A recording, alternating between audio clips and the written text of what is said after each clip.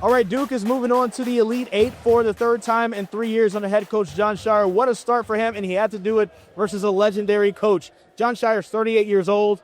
He had a chance to watch Rick Pitino as a young child, and he just defeated Rick Pitino to get one step closer to a championship.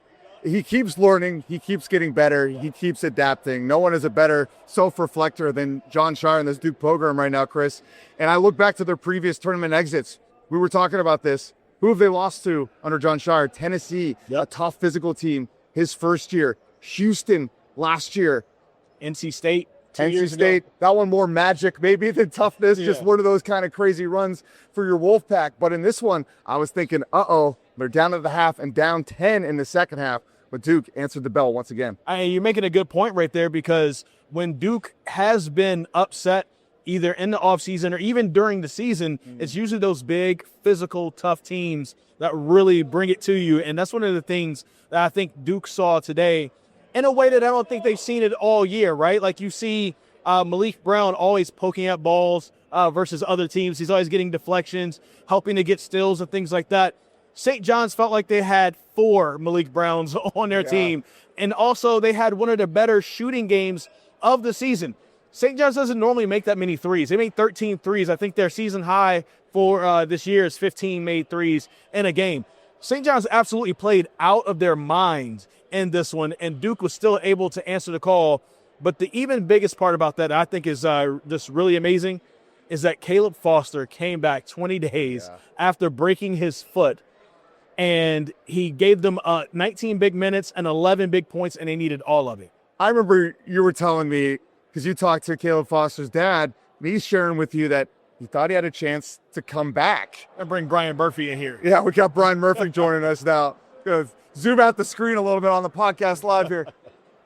I mean, how crazy is this, right? Like, you're telling me you think he's got a chance to come back. I'm thinking that's just optimism from his dad. Not only does he come back, he's the key to the game. If he doesn't play, they don't win. They don't win. And you kind of knew that, like the ball handling, you knew he was going to make a little play against their pressure, and the ball handling was key. And so were those 4 points in the final 2 minutes. Incredible. 11 points all in the second half. Yeah, they were down 10, 55-45, and Caleb Foster scored on 4 consecutive possessions to kind of keep them alive in this game. Caden Boozer didn't play well, and they had to turn to Caleb Foster. Amazing performance. We'll see how he feels on Sunday. Like, it's one thing to be ready to play one game. Yeah. How do you respond less than 48 hours later when you got to go again? And that's a big point right there. What you said towards the beginning is, like, with Caden Boozer not playing well, he's had to play well since Caleb Foster has been out. We saw how he did in that first game in the ACC tournament, and then FSU almost upset them. That was only a win by 1 point. And then Caden Boozer started rolling, started having some good games, but the freshman had a freshman game. Yeah. Right? Like the physicality. I always thought he was a little loose with his handle. And I remember seeing him at the ACC tournament saying a good defender is going to rip him one day. And he got ripped a couple times. Yeah. There was a stretch in that second half where it felt like Duke couldn't even get it past the half court. Yeah. And that was at the beginning of the second half. And a lot of that was thanks to Caden Boozer. And so I think Jon Scheyer was like, okay, I know that we only wanted Caleb Foster to play 8 to 10 minutes. You're going back in, and he was much more effective, and they needed him. Literally a medical miracle, and they needed that medical miracle so they could move on to the Elite Eight. Look, to win a national title, it's not just about your stars. Like, everybody has their moments, you know? Yeah. And this was his moment, right? Like, Caden Boozer had his already. Yes. Like, he was huge in the first 2 games, playing wise beyond his years. And yeah, you're right. He got tested by that incredible pressure. And I thought it was interesting that Scheyer trusted Foster in the final 2 minutes to play when he hadn't practiced, essentially. He had not done 5-on-5. Like, this whole thing is a borderline miracle, but those are the kind of things you got to do to get the parlay of wins together to win a national title. Yeah, Jon Scheyer said that, 99% of players would not have come back. Yeah. Foster, in the postgame, said, the doctor told me 2 weeks, and Jon Scheyer had to cut him off and say, no one told you 2 weeks. Jon Scheyer said the final 4, maybe. Mm-hmm. I mean, that was the prognosis that, okay, if we make it to the final 4, maybe Caleb Foster can play. Instead, he's out here less than 3 weeks later and playing a huge pivotal role in winning this game. It's very interesting to see how things come together, because if you think about like patterns and how things make sense, and if you're going to win a championship, things have to fall right for you. Like it felt like Duke was dealt a bad hand with having Gongba and Foster go down with injuries towards the end of the regular season, but it may have been a blessing in disguise because you got a good ACC tournament out of Caden Boozer and Nicholas Haminia, who needed to step up at that time and give them great experience. And then now we're here. Foster coming back after 20 days. Carlos Boozer back in 2001 came back after 22 days, but he was cleared after 20 days, right? They go on to win a national championship.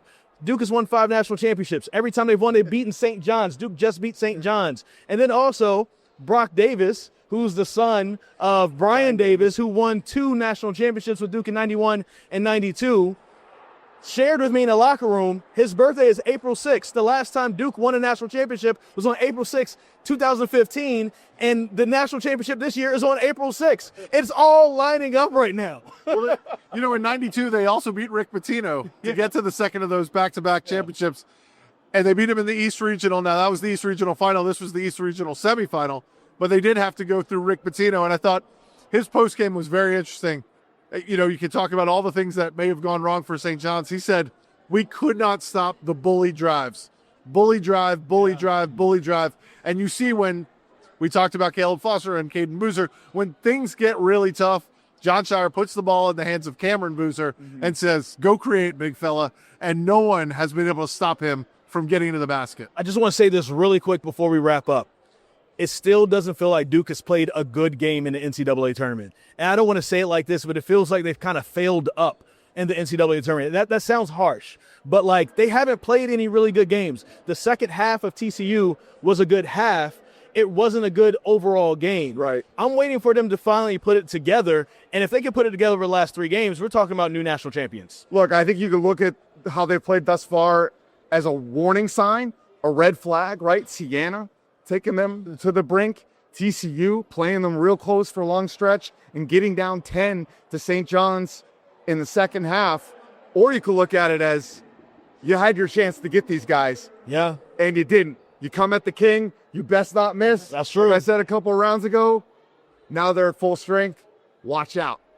We're going to the Elite 8. We're about to find out if we're all going to Indianapolis for the Final Four. Brian Murphy, Chris Lee, I'm Pat Walter. Stick with us. We're on the journey together.